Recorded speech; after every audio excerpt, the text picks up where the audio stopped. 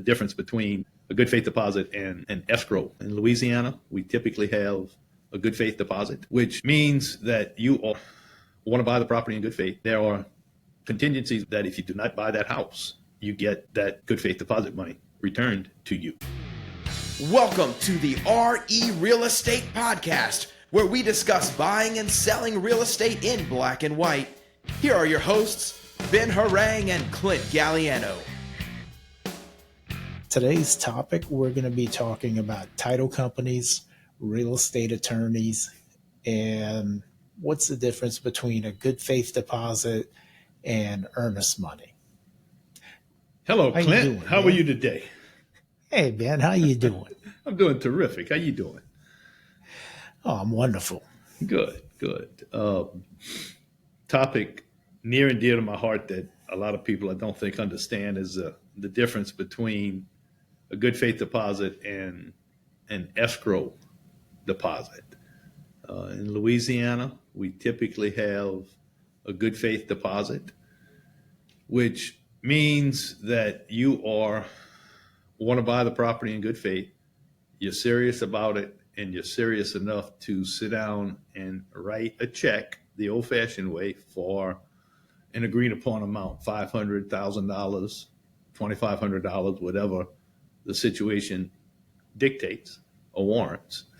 And there are contingencies within the purchase agreement that if you do not buy that house, you get that good faith deposit money returned to you in specific situations, such as the house does not pass your subjective inspection. The house needs to satisfy you and only you. If we can't get the house to satisfy you, you void the agreement and get your money back. If the house does not appraise for the agreed upon sales price and we cannot work out a new sales price, you get the money back. If you cannot get a loan that you legitimately tried to get and applied for within the timelines of the purchase agreement, you would get your money back. There's also a provision about leases. The leases have to be acceptable to you. We typically don't have those in single-family residential houses, but you have that in commercial and multifamily residential. So the leases would have to be satisfactory to you, or you get the money back. In the case of an escrow deposit, which I really don't have any experience with because we don't use them in Louisiana typically, is you write a check for your escrow deposit, and whether you actually buy the property or not, that money's gone. If you buy the property, it's applied to the sales price. If you do not apply the property, that goes. If you do not buy the property, the escrow money goes to the seller. So in my mind, you write an escrow deposit check only on something that you're absolutely certain you will proceed and close on. So that's my explanation of escrow versus good faith deposit. Yeah, that's pretty much same explanation I have. Up until a couple of months ago, I would say, earnest money and good faith deposit is similar but different, and we use good faith deposit in Louisiana. And then in a Facebook group, I saw an agent posting about how, was it an agent? No, it might have been an investor posting about how, no, it was an agent, correct myself, how when they submit an offer, they have to provide earnest money. In this situation, it was $3,000 earnest money check. And if the seller doesn't accept the offer, that money's gone anyways. And it's like, oh, there's the difference. That's crazy to me, that you're going to pay somebody to review an offer you're making on them, making to them. That's, in my mind, that's crazy. But people can do business however they want to do business. Yeah. And I mean, and I may be missing some details. I don't claim to know the laws and practices of other states and how they practice real estate. but that's the gist that I got from the comments, And on just that situation. let's clarify that we are located in Louisiana. We practice real estate in Louisiana, and real estate is specific to 50 different states. So the way we do it in Louisiana is not necessarily how somebody does it in Wisconsin or South Plus Carolina. DC and Puerto Rico. That's true. That's true. So we have more than 50. We have 50 states plus the territories in U.S. possession. Yeah. So it is at least state specific. In terms that mean something to us, the same terms don't necessarily mean the same thing in other states. So it's kind of like the Wild Wild West, really.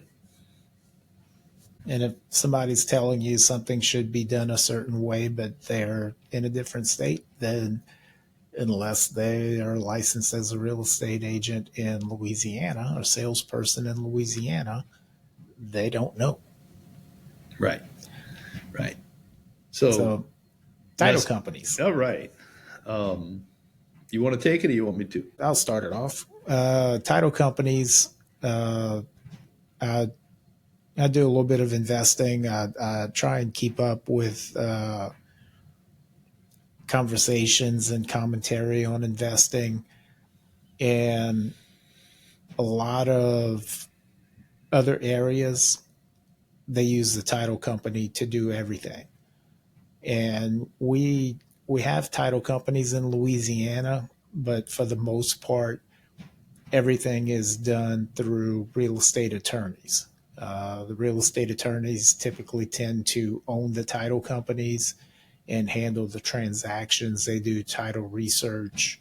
They provide title insurance. They're a conduit for it. And, so basically it serves the same purpose. They close the transactions. They make sure that the title is saleable, and generally help us get transactions done. But a key thing is that if it's a finance transaction, that real estate attorney or title company, they don't work for the real estate agents. They don't work for the buyer. They don't work for the seller. They work for the lender. How's that sound? You are absolutely 100% right. Typically, well, the attorneys and the title companies work for whoever pays them, and the buyer pays the title company for services that are ordered by the lender. So the lender is actually paying the title company or closing attorney with the buyer's money, but the lender is paying them. The closing attorney or title company represents the lender to confirm that the title is insurable. There's generally flaws in every title, but if it's insurable, it's considered good title. So that's why the lender hires the attorney to protect themselves from a bad title in the case of foreclosure, because all they're interested in the property is covering the mortgage with collateral. So it always feels like the attorney works for everybody in the room, but they are specifically either working for the lender or generally the buyer if it's a cash deal. And the buyer would pay them directly. So it depends how the deal's structured and who's involved on who exactly the title company works for. Yeah, cash deals are kind of neat if they work out right. I've worked with a client that they decided to buy a house that was in need of repair with cash, and we submitted the accepted contract to a local attorney who owns a title company. And the next morning they called and asked when the buyer wanted to close, and the buyer was on their way back home, which involved a trek across 9 states to return home, and they needed to turn around and go to the find a local branch of their bank to get the money to come and close the next day. They got a good night's sleep before they turned around and came back. Yeah. Because sometimes it's that easy. I suspect that secession had just been completed on the property and they had everything they needed to ensure that it was clear title and easily insurable. Other times you run into situations, like I mentioned in one of our other discussions, where there's all kinds of stuff hidden in the woodwork. When you get into family property that's passed down and passed down and passed down, and you may have 5-6 generations of family with no successions done, 400 or 500 heirs, then that gets murky. That gets undoable. Right. And some titles can only be cleaned up by an act of partition, which is actually a civil lawsuit, to get it cleaned up if there's people involved without successions done and orderly distribution of their share of the title. So it does get convoluted at times. Yeah, that's some fun stuff to deal with. We kind of alluded to that stuff earlier. Yeah, it's always interesting, but fun is not the word I would use. It's interesting. But, I'll say fun facetiously. Right. It's a warped sense of humor sometimes. Yeah, that's us. That's why we got together to do this podcast. That's right. And Clint didn't introduce us when he came on. I'm Ben Harang. I'm a realtor with Keller Williams Realty Value Partners in Houma, Thibodaux, Louisiana. And Clint C. Galliano is a realtor with Keller Williams Realty Value Partners. So we work together. We're good friends, and we had the idea of doing the podcast. And here we are with a little bit of new equipment later, not much, and a little bit of Clint's know-how, and we actually are able to record something that seems to be a decent quality that I hope people find interesting and enjoyable. Yeah, and our goal here is to provide information to people. We know there's a lot of, I thought this and I thought that, or this is how I think things should be. And ultimately, we're here to bring you the facts. Yeah. Our goal is to inform you to the best of our ability, because we figure a better informed public is a better informed person.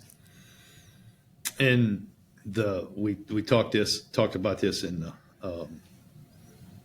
the buyer's agent podcast we did, but the best way to buy property, buy a house, is find a realtor that you trust, that you're comfortable with, that listens to you, that's reactive to you. You and the realtor should be on the same page of what you're actually looking for. They should listen to you. You should listen to them with their advice and expertise. And that generally works out into finding a house relatively quickly, getting through the inspection and appraisal process, and getting to a closing, as opposed to just trying to call the number on a sign, try to develop relationships with 5 or 10 different agents that you never really develop a relationship with. And you think you have 5 or 10 agents working for you, and you really have nobody working for you. So anyway, enough of that. That's how the system is designed, and it works well. All right. Anything else we need to cover pertaining to this topic? Well, we talked about earnest money and escrow. We talked about closing attorneys, title companies. Oh, yep. And we did cover both title companies and real estate attorneys. I think that's what we talked about on this one, and we've been on about 15 minutes. So our timeline is 15 to 20 minutes. So I think we're there. So we're probably good. Okay, and just kind of a little PSA. This is just a conversation between Ben and I for y'all information. So we may stumble, we may stutter. We're not going to cut that out, because this is just a natural conversation between us. Right. We don't write a script. We're not studying lines and memorizing them. So there may be some hiccups. You're going to see them. You're going to hear them. Yeah, So don't be shocked if you run across that. yeah, we're going to record them, but we're not going to clean them up and polish them to movie quality. Hopefully, the video and the audio are good quality, but it's literally two guys with experience sitting around and talking about a given topic for the day we talk about it. And hopefully, you see some value in there. If you have any questions, we're going to have a comment chat opened up. We're still trying to figure out exactly how that's going to work, how it works on the recorded stuff. But, we're learning to do this together. And we just thought it'd be a good idea to talk about what could probably be your biggest investment of your lifetime in buying a house or selling a house or being involved in a real estate transaction, which is not something people do every day. And Clint and I do it regularly. So we might be able to share some insight and save you some grief in the process. So if you have any questions, feel free to contact Clint or myself and talk about it, and we'll see if one of us can help you and see where it goes. All right. I think we're good, Ben. All right. Another one in the can, Clint. All right. There we go. And right before Halloween. Oh, and by the way, too late for this year because you're not going to see this until later. But next year, look for Bayou Blue Dancing Lights during the Halloween season and the Christmas season. It's a animated light show set to music. Just drive by and tune your radio in your car to the radio station, and you'll hear the music and see the lights moving to the music. And that's something that Clint does at his house. That's phenomenal in Bayou Blue. If you have kids or grown-ups with kids' hearts, go take a look. It's interesting stuff. It's something that I wouldn't spend the time on, but when it's lit up, it sure looks good. I just know what kind of work it is to put it on, and the public thanks you, Clint. All right. I'm Clint. All right, I'm Ben. Y'all have a good day. And we're signing off. Bye-bye. While we may discuss topics such as lending, interest rates, title law, real estate law, and appraisals in addition to real estate sales and transactions, please remember that we are only trained and licensed as real estate salespeople in Louisiana. The information shared on this podcast is for general purposes only and should not be taken as legal or financial advice. We may be agents, but unless we have signed paperwork stating otherwise, we are not your agents.